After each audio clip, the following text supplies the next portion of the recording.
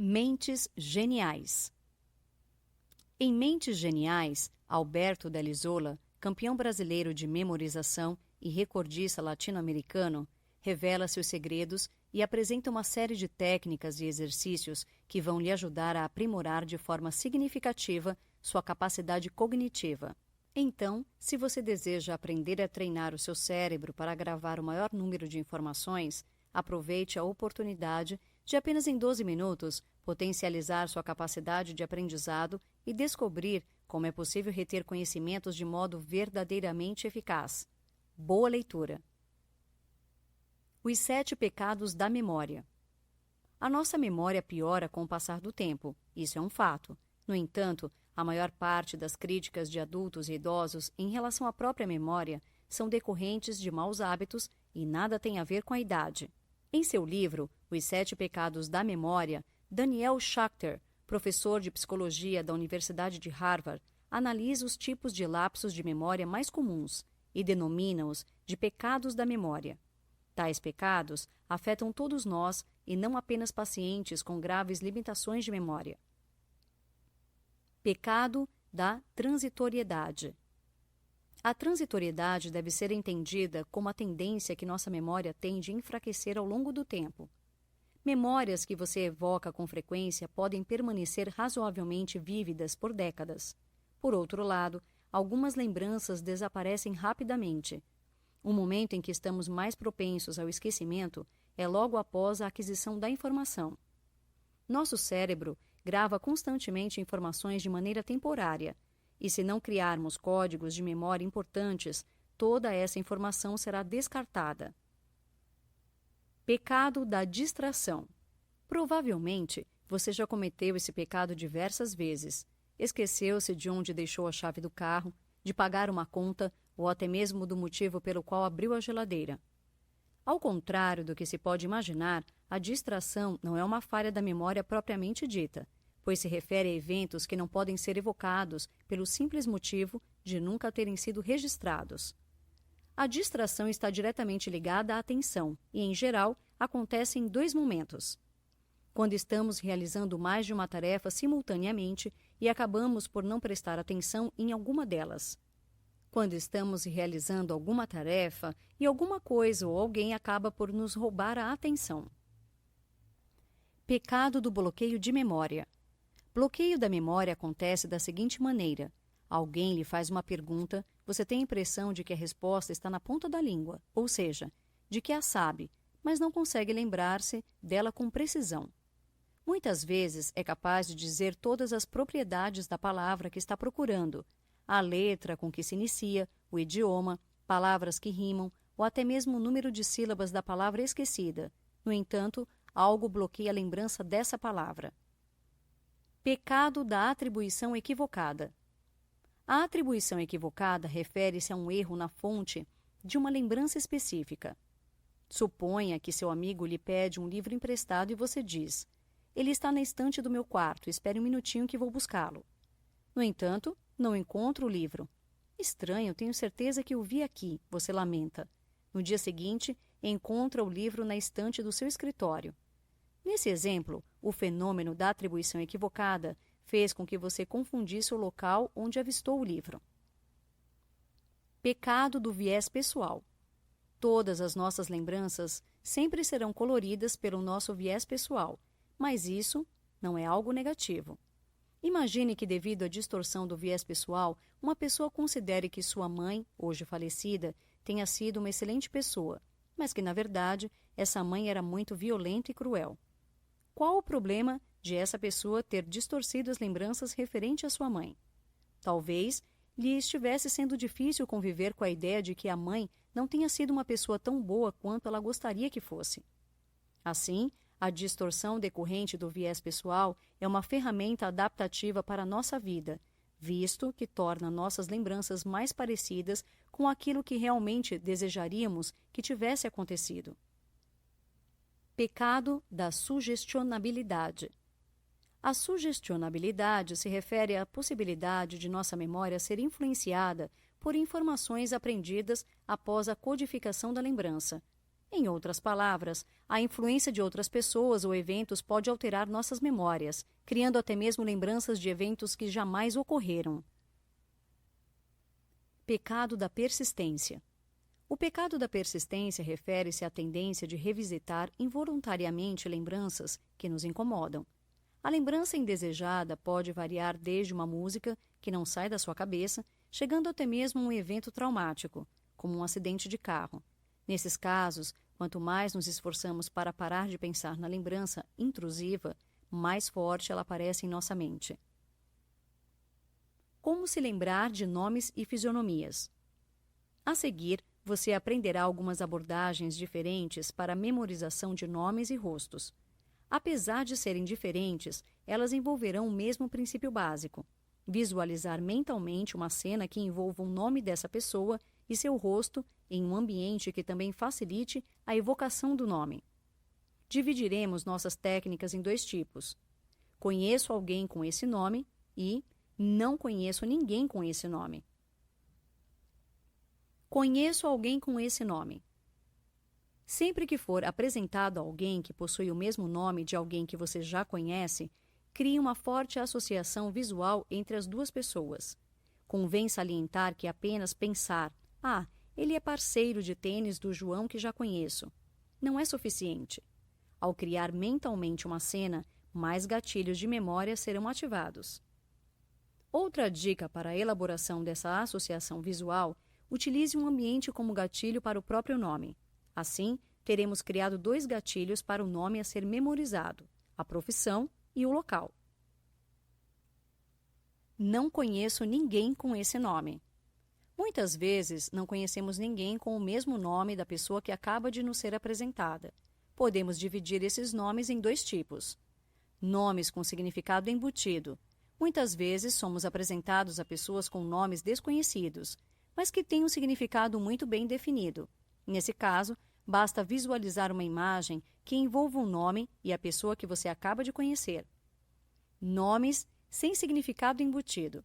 Nesse caso, devemos atribuir um significado ao nome, substituindo-o por uma palavra que seja foneticamente semelhante e fácil de ser visualizada.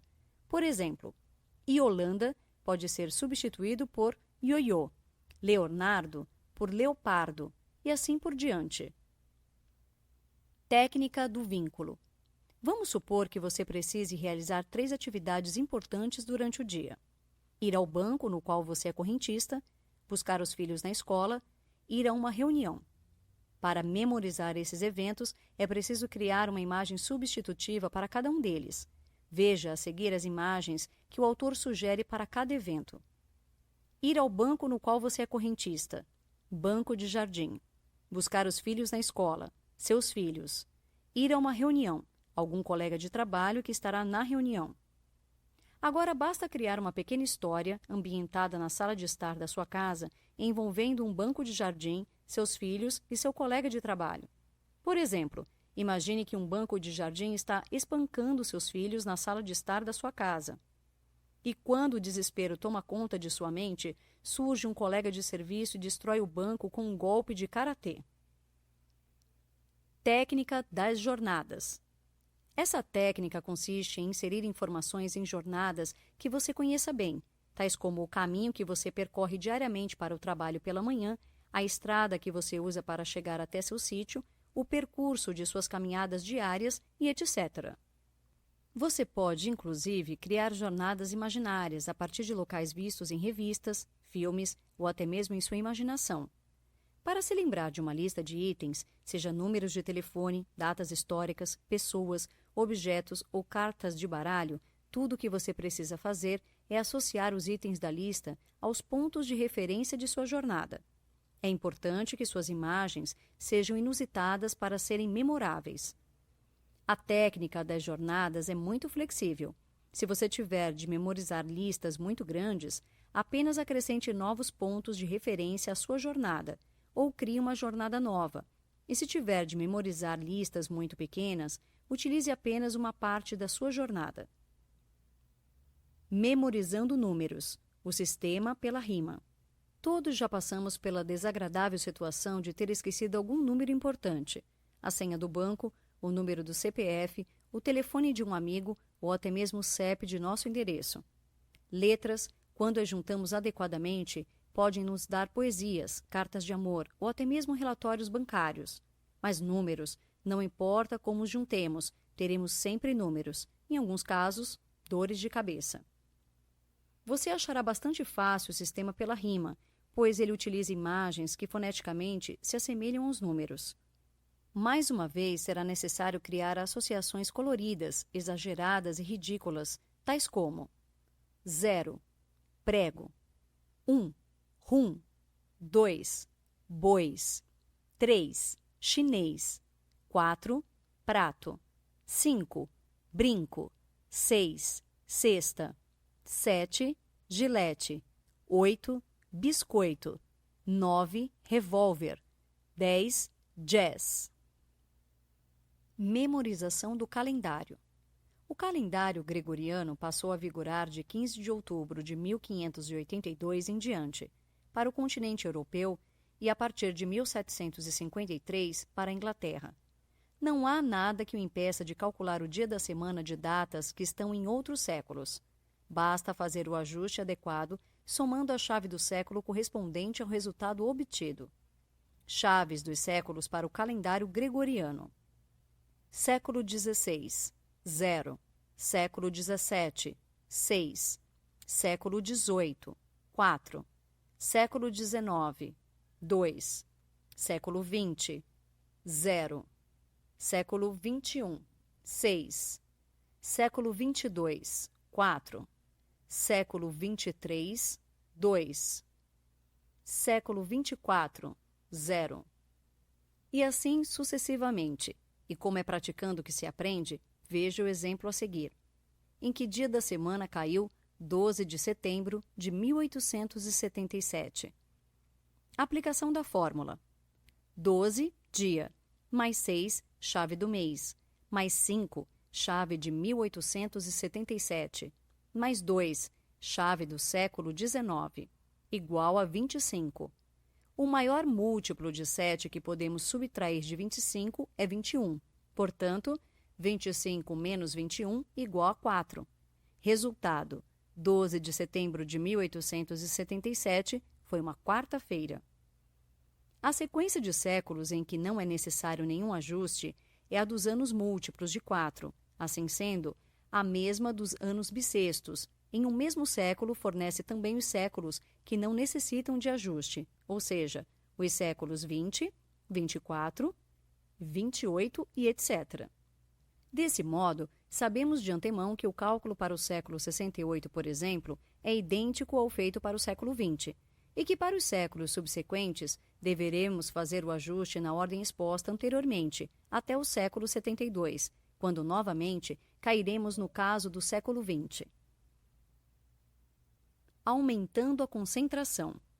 Ainda que poucas pessoas conheçam esses exercícios, muitas já passaram por algum treinamento desse tipo.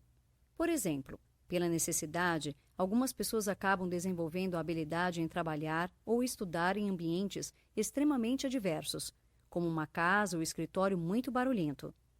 É claro que sempre que possível, é importante controlar o ambiente externo. No entanto, muitas vezes, isso se torna impossível.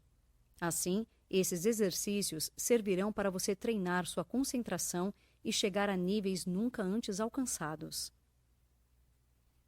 Concentrando-se visualmente. Escolha algum objeto para se concentrar. Pode ser a chama de uma vela, uma rosa, uma caneta, um relógio, etc. As únicas condições são: o objeto deve estar no mesmo nível dos olhos, pois essa é uma maneira de não forçar a coluna durante o exercício. O objeto deve ter um tamanho adequado, não podendo ser pequeno como uma formiga, pois não possuirá detalhes suficientes para prender a atenção, nem grande, como uma parede ou porta, pois será difícil observá-lo de uma só vez. Após cada distração, você deve reiniciar o exercício. Concentrando-se na audição. Escolha uma música rica em instrumentos musicais para realizar esse exercício. Em seguida, escolha um dos diversos instrumentos e procure concentrar-se apenas nele durante a execução da música. O exercício durará apenas 5 minutos. Assim, Procure escolher uma música que seja mais longa que isso. Ao final dos 5 minutos, o despertador deverá tocar, avisando o final do exercício. Lembre-se, nunca deixe qualquer relógio nas proximidades, ou as horas poderão tirar sua concentração. Concentrando-se no tato. Escolha um objeto que possua muitos detalhes em relevo e, em seguida, com os olhos fechados, concentre-se apenas em seu tato e nos detalhes em relevo desse objeto. A cada pensamento que tire sua concentração, abra os olhos e reinicie o exercício. Concentrando-se no olfato. Escolha alguns produtos que exalem um odor forte e não tóxico, tais como cebola, café, alho, casca de mexerica, entre outros, e coloque-os lado a lado. Quando os cheiros começarem a se misturar, procure identificar cada um deles. Eficiência versus eficácia. Ainda que semelhantes, esses conceitos são muito diferentes. Grosso modo, eficácia é aquilo que produz o efeito desejado, enquanto eficiência é a maneira como esse efeito é obtido. Ser eficaz, portanto, equivale a atingir seus objetivos. Se você estuda e consegue passar num concurso público, podemos dizer que seu estudo foi eficaz. Quer você tenha passado 10 anos estudando, quer tenha estudado durante apenas 3 meses. Ser eficiente, em contrapartida, equivale a fazer determinada tarefa da maneira mais rápida e econômica possível. Quando se trata de provas e concursos, o importante é ser eficiente, ou seja, estudar o mínimo de horas possível, e eficaz, isto é, ser aprovado. Infelizmente, a maioria das pessoas valoriza exageradamente o esforço. Se não tiver sido difícil, não terá nenhum valor. Mas isso está completamente fora de contexto, pois hoje o que importa mesmo é o resultado. Assim, quanto melhor trabalharmos, melhor produziremos e maior qualidade de vida teremos. Mapa mental. Mapa mental é nome do organizador gráfico desenvolvido pelo psicólogo Tony Buzan, nos anos 1970. O mapeamento mental, por sua vez, é uma técnica gráfica que utiliza mapas mentais como meio para potencializar a aprendizagem e estimular o pensamento global cerebral. O mapa mental é útil para a gestão de informações, de conhecimento e de capital intelectual, compreensão e solução de problemas, memorização e aprendizado e criação de manuais, livros e palestras. Além disso, é uma excelente ferramenta de brainstorm e auxilia na gestão estratégica de empresas ou negócios, sendo a expressão do pensamento radiante, ou seja, é um modelo pelo qual a mente humana trabalha. Segundo Buzan, o mapa mental estimula o hemisfério cerebral direito ao enfatizar a linguagem espacial e visual. Hoje, o pensamento global cerebral tem se tornado mais desejado no ambiente comercial, já que as empresas precisam inovar para se manterem competitivas. O mapa é organizado em estrutura de teia, se desenvolvendo em torno a uma questão principal, representada por um símbolo no centro do diagrama. Desse modo, os desenhos feitos em um mapa mental partem de um único centro, a partir do qual são irradiadas as informações relacionadas. Criando seu primeiro mapa. Como em qualquer outra atividade, apenas a prática leva à perfeição. Desse modo, é óbvio que seus primeiros mapas mentais não serão dos melhores. E uma boa dica para iniciar é simplesmente relaxar e permitir que sua mente faça associações de maneira livre. Deixe que qualquer pensamento acerca do tópico surja e seja incluído em seu mapa. Ainda que muitas dessas anotações não precisem fazer parte da versão final, é importantíssimo que as escreva em seu rascunho. Afinal, essas palavras, ainda que à primeira vista sejam irrelevantes, podem funcionar como gatilhos de memória e evocar as informações mais importantes a serem anotadas. Imagine que você deseja fazer um mapa mental acerca da legalização do jogo no Brasil.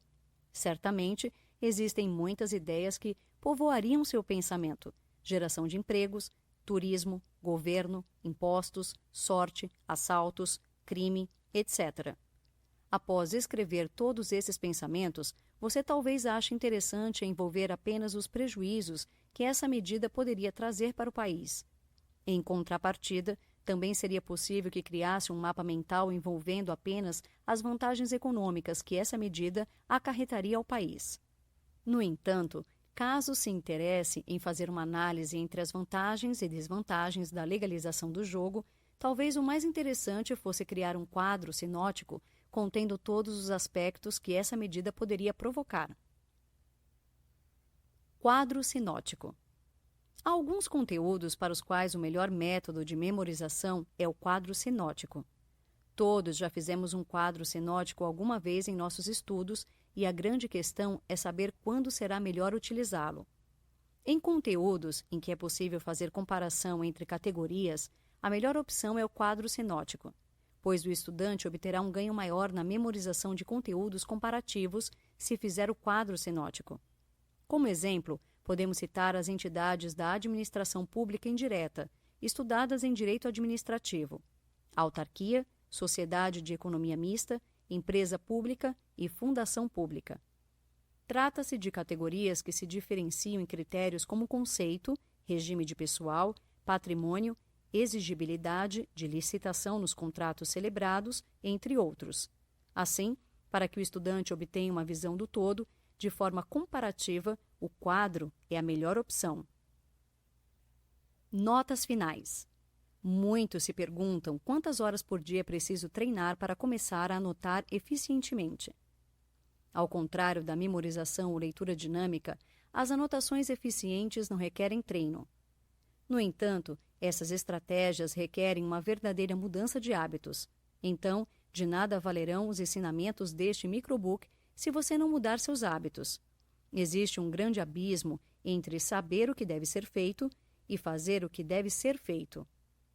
Não deixe que o abismo existente entre planejamento e ação atrapalhe seus sonhos.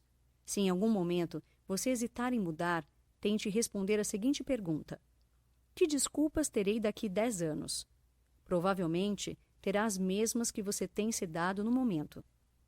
Não espere o momento certo para começar a estudar ou aplicar as técnicas. As grandes mudanças na vida ocorrem justamente nas horas em que nos encontramos nas situações mais difíceis, pois quando estamos bem, felizes com os resultados que vimos obtendo, não temos necessidade de mudar. Dica do 12 minutos. Leia também Super Previsões, 12min.com.br/superprevisões. E conheça excelentes técnicas para melhorar suas previsões e conseguir resultados melhores em sua atuação profissional.